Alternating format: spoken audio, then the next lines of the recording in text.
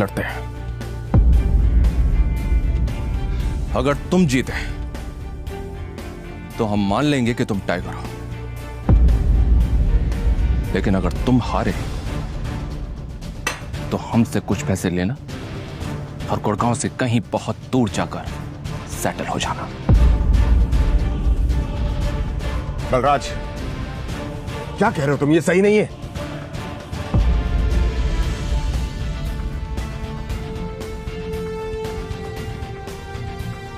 Let's fight.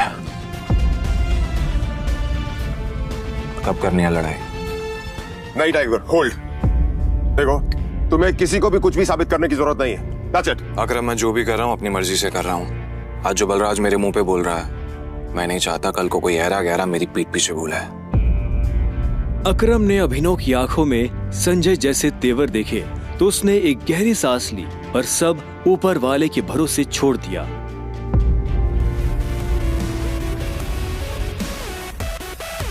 लगभग 1 घंटे के बाद बलराज अभिनव और अकरम के साथ अपनी प्राइवेट एरेना में आ गया था।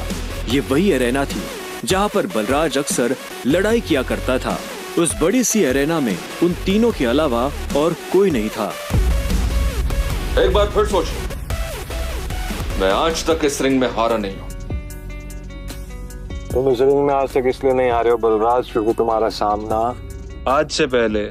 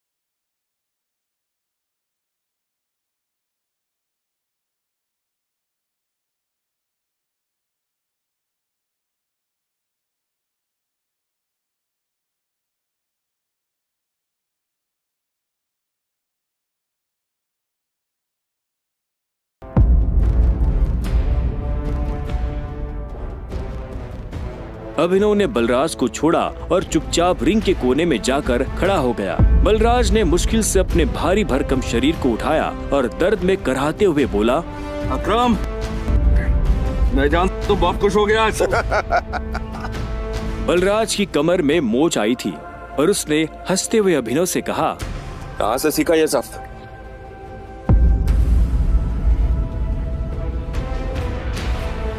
जरा पियोगे मेरे साथ?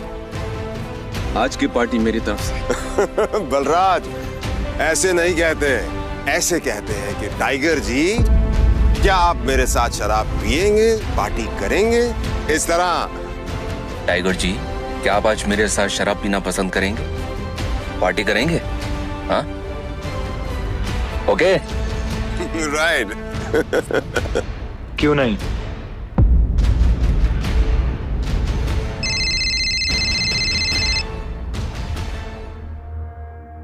हाँ नन्या, देखो मेरे मम्मी पापा आ गए हैं, जो कुछ भी हुआ है उन्हें सब पता चल चुका है। वो तुमसे मिलना चाहते हैं तो तुम जहाँ भी हो अभी कभी घर आओ। क्या अभी? हाँ तो इतनी हैरान होने की जरूरत नहीं है, जो किया अब उसे भुगतो। वैसे अकरम बलराज, अभी तुम लोगों के साथ नहीं चल पाऊंगा, मुझे घर पहुंचना है, मेरे ससुराल, मेरे सास ससुराल में। ससुराल? तुम्हारी शादी कब हुई? लंबी कहानी है, कभी और बताऊंगा। सब ठीक तो है ना? हमें मोंटी को बुलाकर बता देना चाहिए कि नहीं बलराज, अभी फिलहाल इसकी असली पहचान किसी के बारे में पता नहीं चलना चाहिए, और किसी को पता नहीं चलना चाहिए कि टाइगर लौट आया है, ठीक है? मोंटी जो कर रहा है उसे करने दो। चलो मैं निकलता हूँ, और अकरम तुम्हें याद है ना मुझे वो नई नौकरी के लिए। डोंट वरी, तुम्हारा काम हो जाएगा। ये सुन अभिनव ने अकरम और बलराज से हाथ मिलाया और वो बाहर आ गया। उसने अपने जाने के लिए एक कैब बुक कर ली थी। टाइगर, ये लो, ये वही शराब है जो हमने होटल में पी थी।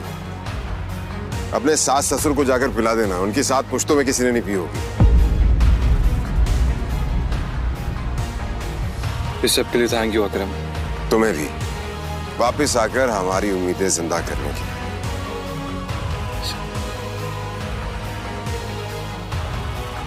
अब आजा कि अंदर रिंग में ही रहेगा। कुछ देर के बाद गाड़ी अनन्या के घर के बाहर आकर रुकी। अभिनव नीचे उतरा और गहरी सांसें लेते हुए घर के अंदर पहुंच गया।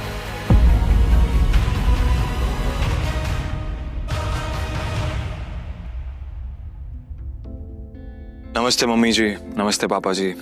ये मैं आप लोगों के लिए लेकर आया था। अरे वाह,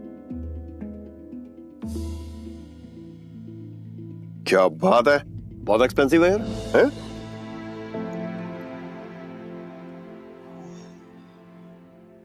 क्या खुशबू है, देख। क्या तुम भी? मुझे तो लगता है ये बॉटल्स कहीं से चोरी करके लाया होगा। तुम्हें लगता है इसके जैसा आदमी इतनी महंगी शराब अफोर्ड कर पाएगा? और तुम ये सब क्यों लाए हो यहाँ पे? हमारे बेटे के साथ जबरदस्ती करने के बाद हमें रिश्वत देना चाहते हो तुम? वो भी चोरी की हुई शराब? सॉरी, लेकिन ना ही मैंने किसी के साथ जबरदस्ती की और ना ही कोई चोरी की है। अच्छा, तो फिर मेरे बेटे के साथ तुम्हारा भूत आया हुआ था?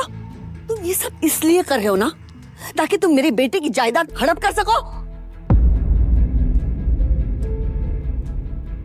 तुमने कहा तुम और कहा मेरी बेटी। अभिनव को ऐसा लगा जैसे उसके सीने में किसी ने छुरा घोंप दिया हो। कोई भी उसकी बात सुनने को राजी ही नहीं था। हाँ, ये बात ठीक है कि वो अनन्या के साथ उसने ये सब जानबूझकर नहीं किया था। उसे खुद नहीं पता था कि वो अनन्या के कमरे में कैसे पहुंच गया। अगर उसे पहले से ये सब पता होता तो वो कभी ऐसा नहीं करता। पर आखिर में अभिनव ने कोई सफाई नहीं दी। उसे पता था कि कोई फायदा नहीं होगा।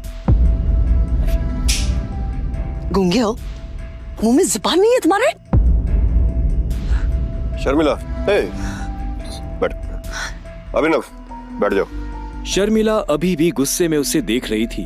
अभिनव बैठा और राजीव ने आगे कहा, तो वहाँ जो कुछ भी हुआ है हमें उसके बारे में सब कुछ पता है, और अनन्या को भी ये मालूम नहीं है कि उसके साथ कैसे हुआ है। लेकिन मुझे ऐसा लगता है कि वहाँ पे कोई बहुत बड़ी गड़बड़ हुई है।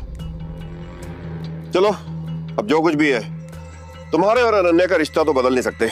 वैसे भी जो कुछ हुआ उसका उसे मलाल नहीं था। अगर वो अनन्या से नहीं मिलता तो वो अकरम से कभी नहीं मिल पाता।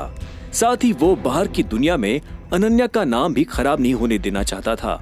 ऐसे में वो भी नहीं चाहता था कि ये शादी टूटे। तो अभिनव, तुम क्या करते हो? मैं एक डिलीवरी बॉय का काम करता था और आज मुझे नौकरी से निकाल दिया गया। उसके ये शब्द किसी बॉम्ब की तरह उन दोनों पर गिरे। इससे पहले कि शर्मिला कुछ कहती, राजीव ने कहा, अभिनव, तुम्हें जल्द से जल्द नौकरी ढूंढनी पड़ेगी, और वो भी अच्छी वाली। तभी तुम मेरी बेटी के साथ लीगली शादी कर सकते हो। चलो, अब तुम जा सकते हो। अभिनव उठा और बाहर निकलने लगा। इतने में शर्मिला के गुस्से में और एक उबाल आया और वो अभिनव के पीठ पीछे बोली, देखा कितना ढीठ है ये? ओवर कॉन्फिडेंस तो देखो इसका। जेब में 10 रुपए नहीं है और चल ऐसे रहा है जैसे जंगल का टाइगर हो।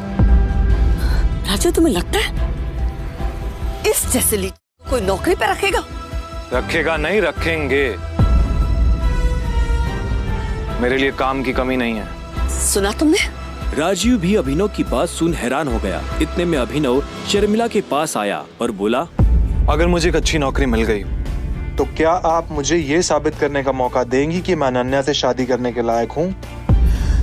सी व्हाट कॉन्फिडेंस है। अरे भाड़ में जाए ऐसा कॉन्फिडेंस। और तो नौकरी का मतलब ये नहीं है कि कल के तुम किसी पार्किंग लॉट में जाके बैठो और लोगों की गाड़ियों की रसीद पढ़ो। मेरा मतलब है नौकरी जैसी नौकरी, असली नौकरी, सही वाली नौकरी। और अगर कल तक तुम्हें ऐसी नौकरी मिल जाती है ना, तो तुमने जो कुछ भी अभी कहा उसके बारे में एक बार सोच सकती हो। शर्मिला से ये सुनते ही अभिनव के चेहरे पर बड़ी सी मुस्कान आ गई। शर्मिला को नहीं पता था कि अभिनव कौन है और उसके पीछे किसका हाथ है। उसने मुस्कुराते हुए हाँ में सिर हिलाया और घर के अंदर जाने लगा। रात बहुत हो चुकी थी और उसे पता था कि इस वक्त वो अपने घर नहीं जा सकता था। उसने सोचा था कि वो अनन्या के कमरे में जाकर सो जाएगा। वैसे भी अब दोनों पति पत्नी थे। ऐसे में अभिनव जैसे तैसे उस बड़े से घर में अनन्या के कमरे के बाहर पहुंच चुका था। क्या है? रात बहुत हो गई, मैं अपने घर नहीं जा सकता, मुझे सोने के लिए जगह चाहिए। तो क्या, तुमने मुझे अपने मम्मी पापा से मिलने के लिए बुलाया था ना, तो तुम ही जगह दो सोने की। हेलो, तुम्हें क्या लगता है मैं फिर से तुम्हें अपने कमरे में आने दूंगी? तो मैं और कहाँ जाऊंगा? मुझे नहीं पता, जो करना करो, बट पैर वरना मैं तोड़ दूंगी। अभिनव पहले तो नहीं डरा, पर जब दरवाजा उसके पैर को छूने ही वाला था कि उसने अपना पैर पीछे खींच लिया। अनन्या ने दरवाजा बंद किया और दूसरी तरफ से चिल्लाते हुए बोली, नौकरों की जगह ना मालिकों के कमरों में नहीं, घरों के स्टोर रूम्स में होती है। ये सुनते ही अभिनव को बुरा लगा, पर वो कर भी क्या सकता था। उसने बस बंद दरवाजे को देखा और हताशा से अपना सिर हिलाने लगा। अब आगे क्या होने वाला था? कहाँ सोने वाला था अभिनव? और क्या उसे इस घर में कभी इज्जत मिल पाएगी? और क्या होगा जब अनन्या के घर वालों को अभिनव की असली पहचान के बारे में पता चलेगा?